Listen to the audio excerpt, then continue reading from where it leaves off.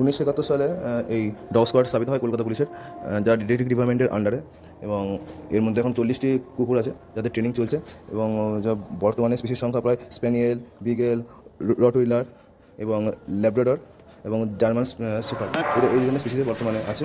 তাদের ট্রেনিং চলছে, তাই তাদের কিছু ভিডিও আপনাদের সামনে তুলে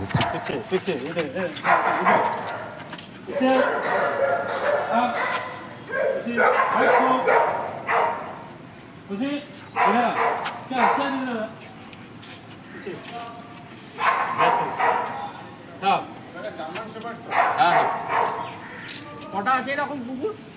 উঠ, बैठो बैठो, समतल, लेटो,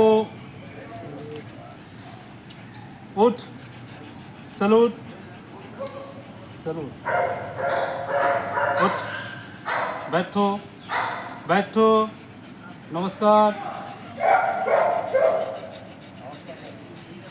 डाउन, कम,